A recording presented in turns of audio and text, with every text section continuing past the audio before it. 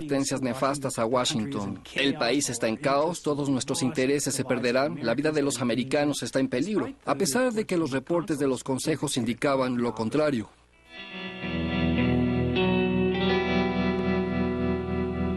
Para Zapata, era claro que con Madero no había futuro para la reforma agraria. Toda la región de Morelos comenzó a zafarse del alcance de Madero.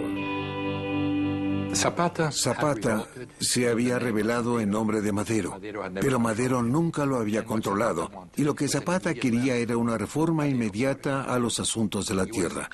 Madero peleó contra él, y a fin de cuentas era un hacendado. Él nunca iba a aceptar ninguna expropiación contra la gente de su propia clase. Zapata promulga el Plan de Ayala el 6 de noviembre de 1911, levantándose en armas contra Madero, nombrando al jefe de esa revolución a Pascual Orozco.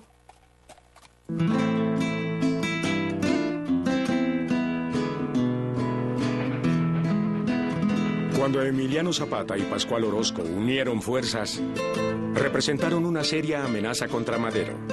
Orozco había sido aliado de Madero al principio y había sido dejado de lado porque el general había desobedecido las órdenes del presidente en la batalla de Juárez. Pero la forma en que Madero trató a Orozco le costaría al presidente más de lo que hubiera podido imaginar. Cuando se da el rompimiento entre Madero y Orozco, Madero pone a Huerta al mando de las tropas federales contra Orozco, un tanto a su pesar, porque Huerta tenía una reputación ganada de matón, de borracho, drogadicto y de corrupto.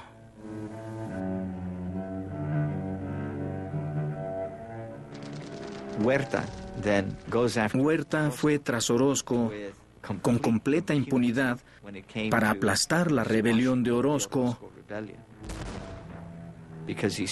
porque vio que esa era su oportunidad, de que Madero tuviese un deber moral con él, Victoriano Huerta. Huerta se consideraba un hombre hecho por sí mismo, pero él era hijo de un mestizo y de una mujer indígena huichol. Este era el tipo de hombre que en otras circunstancias estaría entre los pobres de México durante el porfiriato. Pienso que Huerta sentía un poco de odio personal. Se avergonzaba de su pasado y esa pena lo llevaba a desear acabar con todos aquellos que le recordaran a él, a quien había sido y a quien no quería ser más. Creo que hasta cierto punto el odio personal lo reflejaba en sí mismo, en las formas y en los vicios que tenía en sus campañas militares contra los zapatistas.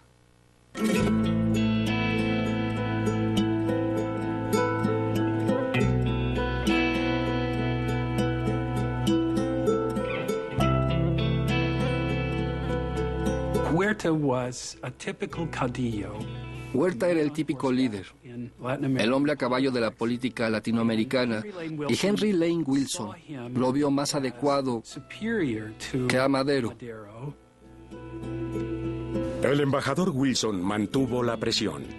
Argumentaba que si quitaban a Madero, los intereses norteamericanos estarían protegidos.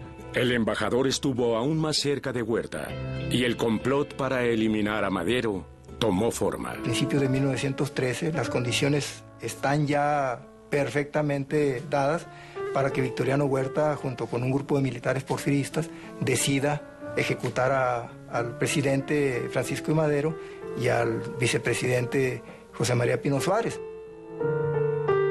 El 18 de febrero, el presidente Madero y el vicepresidente Pino Suárez fueron arrestados en el golpe maestro arreglado por Huerta con la bendición del embajador Wilson.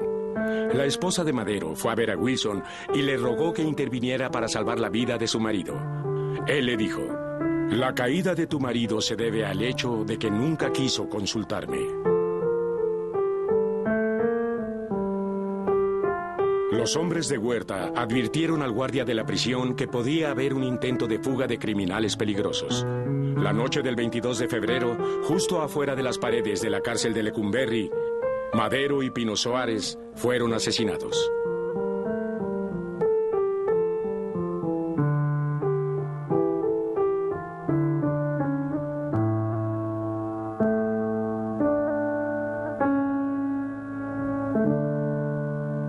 Huerta se convirtió en presidente de México.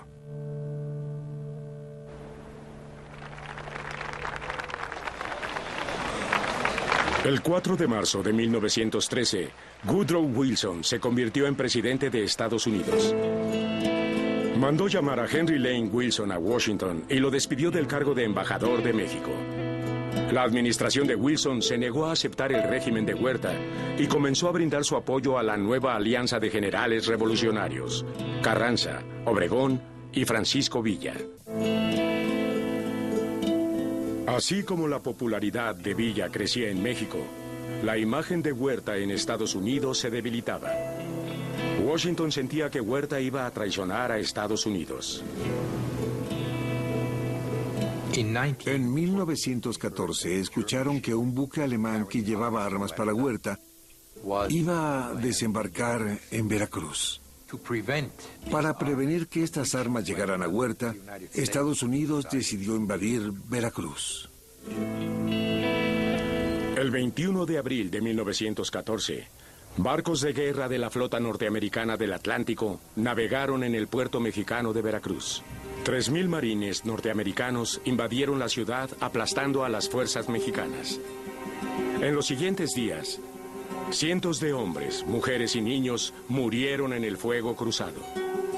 Pasarían 7 meses, 23 de noviembre, para que la Marina norteamericana saliera de Veracruz.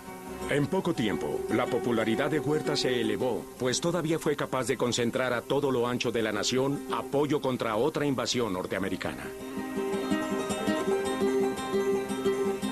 En el centro de México, Huerta enfrentó a su viejo enemigo revolucionario, el general Villa. Su ejército federal fue devastado en las batallas de Torreón y Zacatecas.